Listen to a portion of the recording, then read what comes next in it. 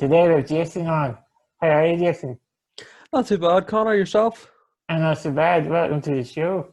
I Thank you. give you the privilege of being my first ever guest. Yeah, well, I'm looking forward to it. Should be fun. Should be fun. How does that feel, being numero uno? Do you know, I am very, very privileged. I am very happy to be the first one, and I Eh, hope I can give you some good content. Good man. No, good man. Um, I brought you on because I thought, well, one, you have a disability, and two, you are a player for Northern Ireland Parachair Football. You're also player manager for Lightning PFC. Yep. So I thought you'd be a good man to start. And with me being into my sport and obviously want to put the disability factor on it, who better? So Well, I'll do my best. uh, I hope I'm good. I'll say I'll try. I'll do my best. how are you anyway? How are you keeping? I'm all right, mate. I'm all right. I've just finished university a couple of weeks ago, so I'm kind of enjoying the sort of the downtime that I have now. It's because I didn't really get much of a chance to sort of have much of that Yeah, beforehand. So I'm kind of just trying to relax now. That yeah, but it's good to be done, I suppose. good man. I believe there's a congratulations in order there. What, Yeah, well. you tell me your result. Let me tell the audience. You tell me. Well, somehow I saw, I don't know how, but somehow I managed to get a first with honors. So uh, Excellent. I don't know how the hell I managed that, but And what was that in, Jason? I was in sports coaching and performance. So it was a degree at UUJ doing that. So yeah, it's been sort of, I did this year at university, and then I did a foundation degree for 3 years in college before that. So it's been 4 or 5 years in the making, really, and yeah, I'm just glad I'm glad it's all done now, to be honest. And And sorry, go ahead. no, go ahead. Uh, No, to have the grade at the end of it, it's sort of, it's quite rewarding, But I'm just glad it's finished because it was starting to do my head in towards the end, to be honest.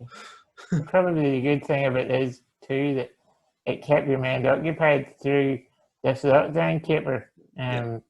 It kept you upbeat, if you call studying upbeat. I don't know. Yeah, well, I mean, I sort of, I was on schedule before the lockdown happened. I was on schedule to get everything done, but I think in a way it actually gave me more time to sort of, to get everything done, and to, working from home as well was different. I had to sort of get used to that. Instead of going into class for lectures and stuff, I had to, do the lectures here on the likes of Zoom and things like that. So that was different, and that was a wee bit strange to get used to, I suppose. But very quickly got around to it, and as I said, it gave me more time to finish stuff in the end, because I think my dissertation ended up being like 240 odd pages. So like, yeah, Really. and to be honest, it wouldn't have been as big as that if, if this lockdown stuff didn't happen. It's because I had more, more time and to get it all done, that I actually crammed more in. So yeah, in a way, it's a good thing, but obviously it was strange, to just change from going in 2 or 3 days a week and having classes and being in touch with the lecturers, to doing this sort of thing was quite different.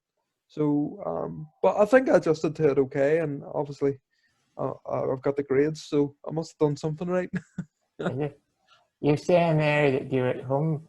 Um, did you find it very somewhat easier for you, as in for traveling, like in the wheelchair and all that kind on, or is it pretty much normal life? I don't know. I, well, don't get me wrong, it was definitely easier from the sense that I didn't have to just get up as early to go to class. Yeah, So, that in that way it was easier. But yeah, I suppose it was easier to work at home in ways, but you do miss the sort of the interaction with classmates and stuff, and you miss being in and around the campus, and it is different. But yeah, it was maybe a little bit easier to work from home in terms of the travel and stuff. But the travel wasn't too bad, because realistically, from where I live, it's literally just a motorway drive up to Georgetown, which only took, on a good day, traffic wise, it would only took maybe half an hour, 40 minutes. Yeah. So it wasn't too bad, really. And you drive yourself, or do you get adapted taxis? Oh, I drive myself. I have my own car and I drive myself. Yeah. So, Suppose you're running down the M2 like a well, racer there, are you? I don't want to be liable for anything here now, but I stick to the speed limits and yep. And The then, next Lewis Hamilton. yeah, well, there was maybe the odd day where I was late for a class, and I might have had to, just push the envelope a wee bit to Push get the there. envelope, But yeah. yeah, but no, yeah, generally, yeah, no, it was handy enough. I mean, as I said, it's pretty much a straight drive from where I live to there. So, and generally, the tutors and stuff were quite flexible, and I had a compass note taker as well, That's who was brilliant. who was there to help me in class, just to take notes and things, which made the classroom experience that bit easier, and Yeah. took that wee bit of stress off, because trying to manage myself in terms of a disability, and then having to take notes and having to do all that stuff as well would have been quite difficult. Yeah. So having that facility was really useful for me too. But I suppose I shows my amateur here. I should have asked you at the start, what is your disability and how does it affect you? Well, I have primarily I have cerebral palsy, so I'm a manual wheelchair user. Because of that, I can't walk. Mostly use upper body to move around and to do things. I do have function in my legs and things like that. I can't use them per se, but I can't walk or anything like that. But yeah, so I use the manual wheelchair to get around. I've cerebral palsy. I also have a scoliosis as well, which does affect me from time to time. But the main condition would be the cerebral palsy. Yeah, so that's I know my one that's my thing. disability in a It's a bit nutshell. like it's a bit like myself. It doesn't affect your talking anyway. No, no, no. I think there would have to be something catastrophic to happen for that to happen. You're right. So you're into football, wheelchair football, wheelchair football, sorry, and football in general. Yes, I love sport. Yeah. How did you into football? Well, I started Now I'm my talking soccer now, not wheelchair, just normal Oh yeah, football. so just stuff for the IFA Yeah, and things yeah, like that. Yeah. Well, I started in the IFA's football programs when I was around 8 years old. hmm So I'm nearly 25 now. So as you can imagine, that's a long time.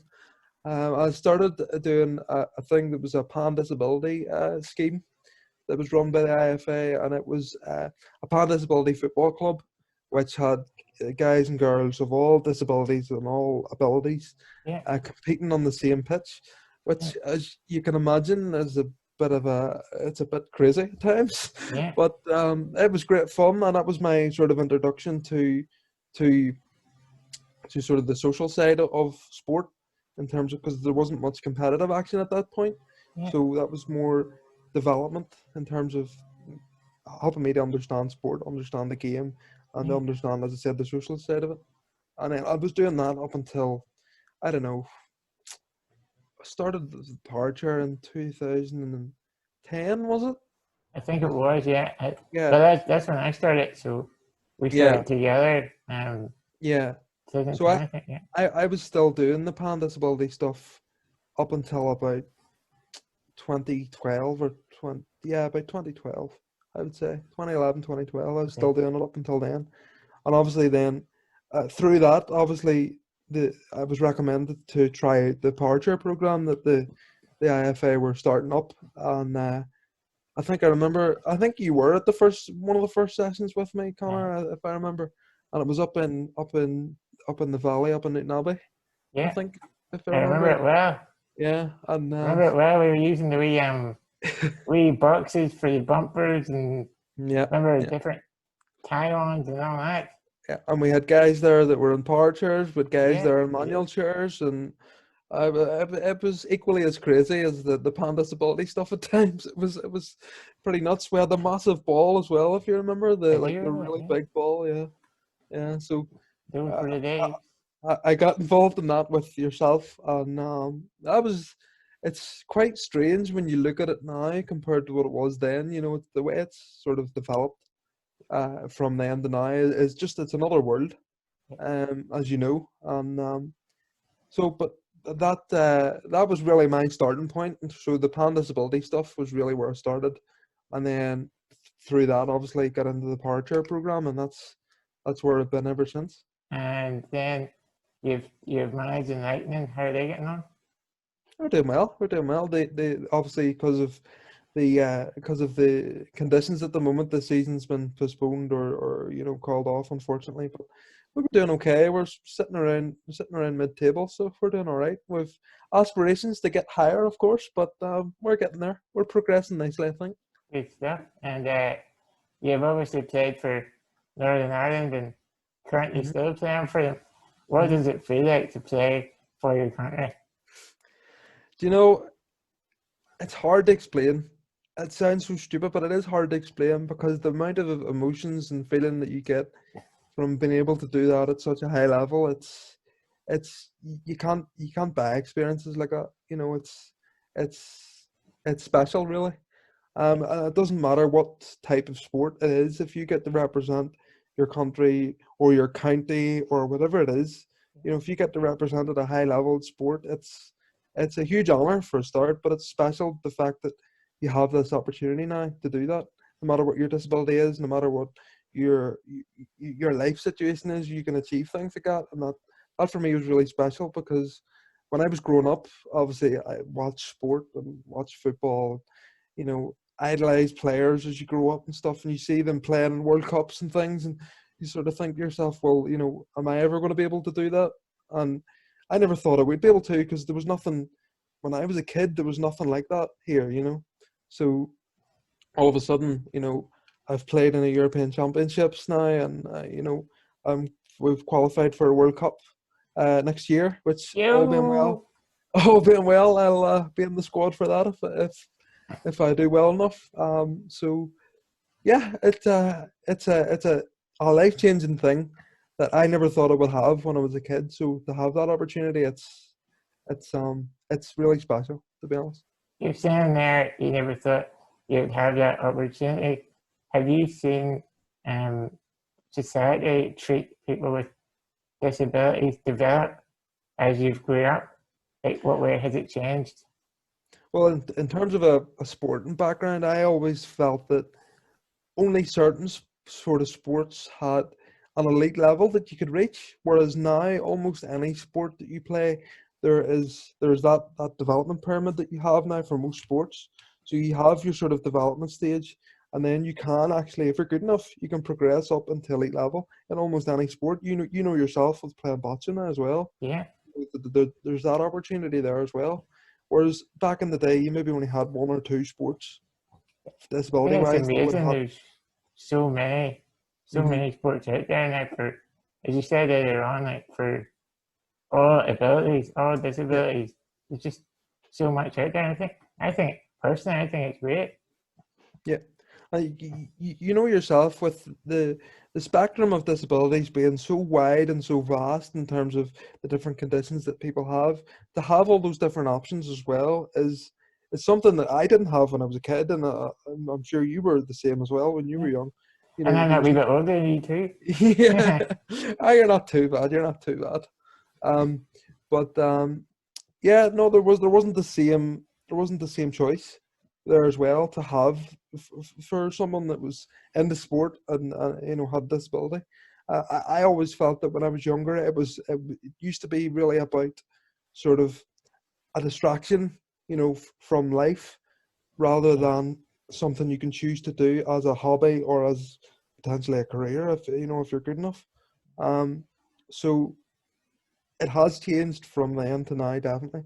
I feel, and just from looking at my own path, I started off in development programs, and now I'm in an elite level program that has international standard competition. So, you know, again, I didn't think that would be happening when I was a kid. So, Amazing. it just shows you the change in mindset and the change in mindset that it can have for you as the individual, but also the organizations and the people around you can sort of say, okay, well, these people might have disabilities that might hold them back in some ways, but surely if we can provide them a platform, they can compete.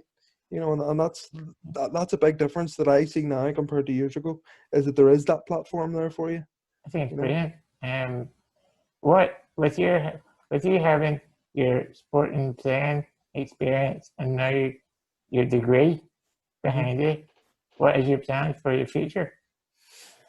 Well, originally when I started sort of when I left school and I started the sort of FE and HE pathway, I uh, I was wanting to be just purely coaching. That was my goal. I wanted to be a coach, no matter whether I was The in a next wheelchair or Alex not. Ferguson. Yeah, a little bit. That was what I looked up to, and that was what I was like, right, that's what I want to be. And to a certain extent, you know, I still have goals to achieve in coaching. But as I've progressed, I've got involved in other fields as well, which I'm quite passionate about these days. Okay. So, for example, for that would be I'm quite heavily involved in stadium accessibility in Northern Ireland. So that's basically to do with disability access and things like that into sporting arenas and particularly football stadiums.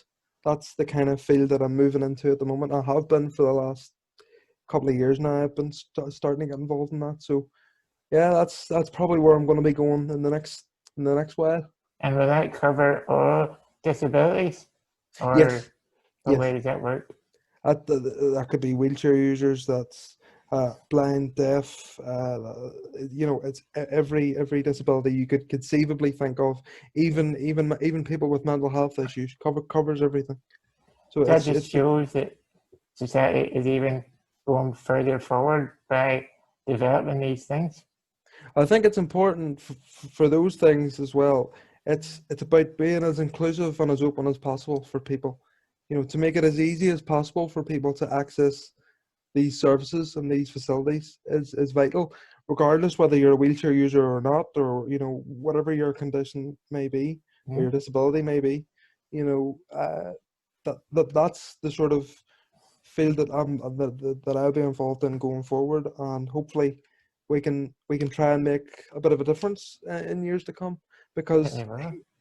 obviously there's been some good work, like you know you've got the National Stadium in Belfast that's pretty good, but there's some other venues across the country which are lagging behind a wee bit. So obviously if we can help, you know, push them in the right direction, that would be good. That'd be Be good brilliant. for everybody. Yep. Means we could all go and enjoy matches together. Yeah. I mean, it's often something that's forgot about, you know, in terms of we have all these programs now for all sports, you know, for participation, Yeah. but the person that watches the sport is often forgot about. So, you know, it's equally as important if you ask me. Mhm. And having people, not just like myself, but there's others as well, who are involved in disability access who have a disability. I think that's vital because we can bring a different, you know, aspect to it because we know what it's like, you know, if that makes sense. Yeah. That's good. Um, you I'm covered sorry that if very I'm well. talking a lot, by the way. I'm sorry if I'm waffling an awful lot. Yeah. I'm just Actually, very passionate actually, about that's usually me that's doing all the talking. I'm it. happy enough just to sit back here and listen. So, you said earlier on there that you played alongside me. Bear that in mind. Uh, Yes. uh, who's the best player you've ever played with?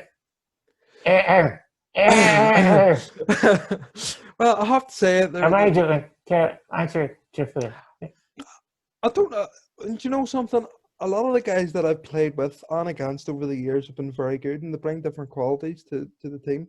You Mhm. know, a lot of the guys that we have in and around the Northern Ireland setup are some of the best guys that I've played with, generally. And it's a pleasure to play with a lot of them too, because, as I said, we bring different qualities to the side. Yeah, So I think that means that we could have a more well-rounded team overall, you know.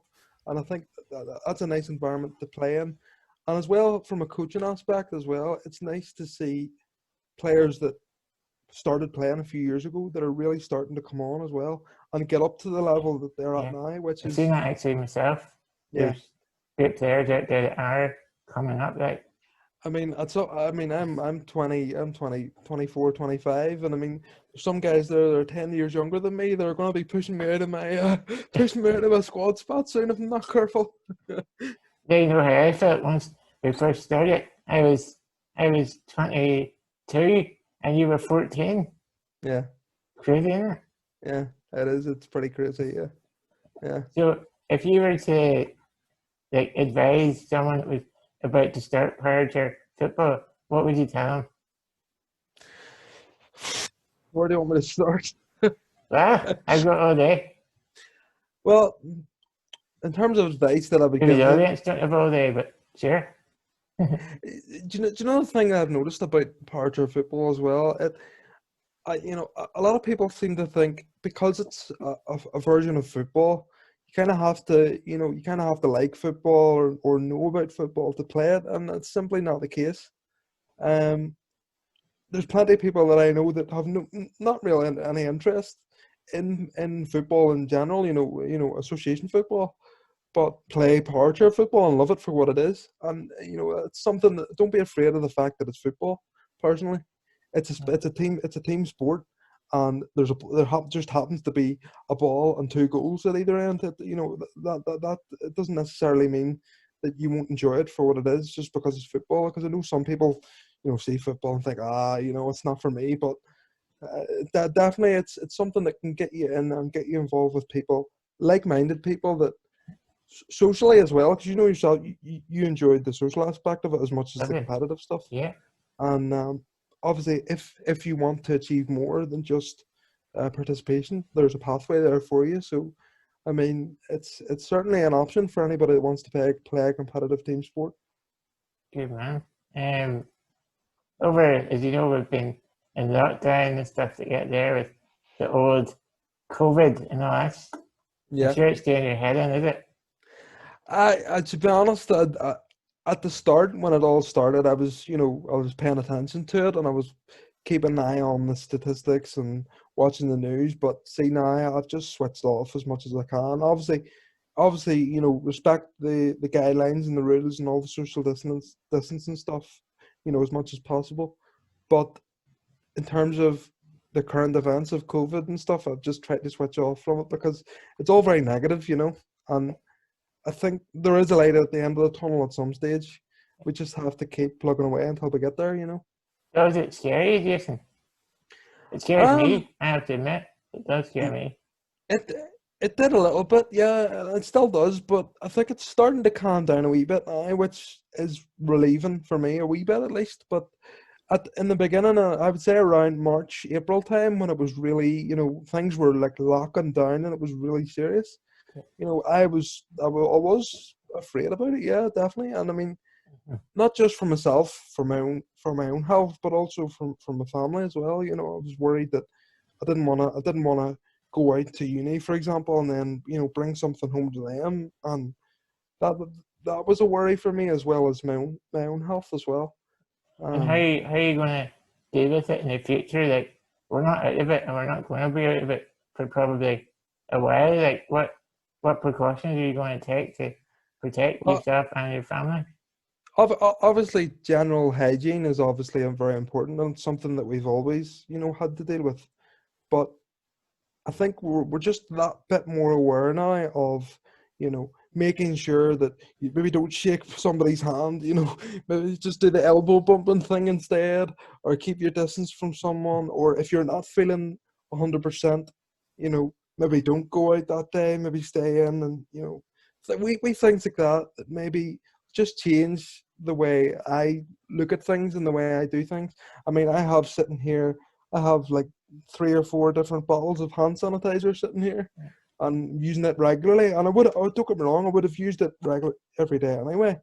But I've noticed myself using it more in the last 2 or 3 months than what I would have done previously. And Mhm. it's just wee things like that, wee mindset changes that I've I've definitely tried to do, and even things like, uh, you know, if say you need some milk in the house, you would go out normal in a normal situation. You would go out and get it and come No home. problem. Yeah. Yeah, yeah. But now you kind of have to think, oh, do I want to go out? Do I want to risk that? You know. So that's something as well that you need to plan a little bit more. I think you Yeah. can't be as spontaneous with things. Maybe that's just me, but obviously with the disability aspect, you know yourself, if you're going somewhere or doing something, you always have to plan A, B, C anyway. Yeah. But I think with the COVID mixed in there as well, I think it makes you a bit more aware of your surroundings and of what you need to be wary of for your own health as well Yeah. as others as well. Have you learned any with being in the house so much? Have Mhm. you learned any life lessons or anything? I think to be honest, I think the life lesson I've learned is appreciate uh, to appreciate the outside more. Yeah, I think that's a If that lot of makes it. sense. Yeah, yeah, Yeah, and not just that, but also, you know, say for example, in a normal situation, if you wanted to meet up with your friends, you could organize something in half an hour and it would be done, and then you would go and do it. Whereas now, it's not just as simple as that. And those wee things that I've sort of found myself thinking, well, you know, you took that for granted before. Maybe, you know, maybe you shouldn't take that ability to be spontaneous yeah. for granted, you know. So maybe those are some life lessons that I've definitely learned, as well as just, you know, to make sure that I'm looking after myself and my family as best as possible, you know, Mm-hmm. for our health. So say, hopefully, say this time next year when it's all over, what is the Hmm. first thing you're going to do? Well, Have it consider go to the bar? No. I think that. Well, I mean, there's probably two things I'm gonna do. Probably go to the bar, yeah. Probably go to the Yeah. pub, and probably get a haircut too. You like myself? You could do one. Yeah, no, it's quite curly and long at the minute. So yeah, I need to get a wee trim in there to smarten it up a bit. But yeah, definitely, I've missed going out to I miss going out to the pub and stuff, and you know, going to football matches as well. Like obviously, because there's no Yeah. football on, I go to Irish League games regularly, and I really miss that. Like, because if I'm not training or playing on Saturdays, because my Saturdays are quite busy normally, but if I'm not training or playing, I would be watching the Glens on Saturdays. All right, and saying you're a big Linfield fan, You make one fall out, you know. huh? Just because I'm wearing blue today doesn't mean to say Oh, that. yeah, sorry. Yeah, no, but I'd love follow the Glens obviously. So Good man, yeah. I'd go with my dad when we're free on Saturdays, and obviously weekday games as well. So I've missed that sort of regularity as well, which is unfortunate. But Yeah, I'm sure it obviously, takes away the father and son time too, like, yeah. Well, it's apart from the power chair stuff. yeah. That's the sort of thing that we would do. So yeah, you do lose out on that a wee bit. Yeah, If, couple more questions, just, of course. if you could choose a different sport to play, what would it be? Ooh. Now, Ooh. I'm asking this in two questions. One, with your current situation, if you would choose a different sport, what would you play? And two, if you weren't disabled, what sport Oh. would you play? Ooh. Yeah, Okay. tough ones there now. Okay. First, I'll answer the non-disabled one first because Okay, I think that's a wee bit easier. okay, Um, obviously I'm mad about football, so yeah, that would probably be one of my first choices. yeah. Football because I've grown up watching the Glens, watching United, so the idea of putting on a United shirt or a Glentoran shirt and Would be a playing in the dream league come true. would be amazing. Yeah. Sorry, my phone's ringing. You're grand. No. So yeah, that would be amazing. But obviously, so that would be my first choice. Second, I would have a second choice too if that didn't work Go out. for I it, would say. yeah, go for it. Um, Maybe a bit left field because I don't know if I don't know if you would know this about myself, but I'm really into Formula One. Like, Never knew it. I've known you for I, over 10 I, years and never knew it. yeah, I love motorsports general, but particular Formula One. Okay. And if I had the resources, obviously, because you need a lot of money for that. But if I had the resources, I would consider that if I wasn't disabled too. Yeah, I why think not? I'm right in saying there is a Formula 3 racer. Now, don't quote me on this. I think there's a racer that has a disability. Do you know him? Or There's a know couple. of him? There's a couple of guys. There's a young guy who I think he's an amputee, I think, and he races competitively. And then there's Lewis Hamilton's brother. Right? Lewis Hamilton's brother has cerebral palsy, and he races competitively as well. Uh, Interesting. so which I'm not sure if you knew that, but No, I didn't know. yeah, his Hey, brother he could is. be next in the show. You never know. Yeah, well, I think that's a Aim bit late high, for, aim high. but a bit too late for me now. But you know, definitely if I wasn't disabled, it would be something that I would consider too. I love motorsport, so but I don't talk about it much because a lot of my friends aren't into it, so I don't really talk about it much. But yeah, it's something I'm really into as well. Well, I've known you from the football environment, so Yeah. you're obviously not going to talk motorsport at football training like you. No, no, of course. Yeah, Yeah, no, no, I don't think it would be. Don't think it would be something that would have much conversation behind it, to be honest. so then, what disability sport would you play apart from power training? Well, do you know, I played on and off. I played a variety of different sports when I was growing up. When I was obviously a bit more able when I was younger, Yeah, so I tried different sports out. Obviously, along with the football, yeah. and I quite enjoyed some racket sports. I enjoyed those. So I'm talking badminton. I was half decent at badminton when I was maybe 8 or 9. Should be So that. You should be yes, that. yeah. So I can play a wee bit of that. Maybe not so much now because I'm a much older man these days, and I Yeah. don't think I could. But back then, definitely it could have been an option for me. And I've always been interested in. I quite like basketball as well, um, and uh, and rugby as well. So the wheelchair versions of those would be something I would consider as well. If I was young and I was choosing my sport now, you know, I would consider it definitely. Yeah, those would be two other sports I would consider. But obviously, I'm very happy with my choice. I mean, I've played for Northern Ireland and I coach my own team and stuff. So I mean, I'm delighted with my choices. But if I had to think about it, you know, those would be sports I would consider. Yeah, definitely. The best of it is you're only 25. You know what Yeah, I I might only be 25, but trust me, I don't feel it. mean? No, I think we've covered more or less everything, Jason. Okay, But I'm going to do this with everyone that I have on. But okay. to end the wee show, I'm going to ask you 5 questions, quick line questions. I hope they're easy. They're really simple. Okay. Okay, I'll just start here now. okay. What would you prefer, winter or summer? Summer, I have to go with summer, don't I was thinking that too. I? Yeah. A horror movie or a comedy movie? Comedy, All right, good one. Simpsons or Family Guy? Family Guy. Very good. Netflix, Prime, or YouTube? Oh, come on, I use all three. If I had to, honestly, it would actually be Prime, purely because I love The Office. So the US Office, like it's one of my favorite shows, and if I Something I've couldn't never watched. it's I love it. I love it. It's so deadpan. I don't know. I just love it. But yeah, if I couldn't watch that, I think I'd lose my mind. So I need to have Prime for that. I know I've said 5 questions, but if two here, so I'm going to give you 6 just to Okay. be All right. different.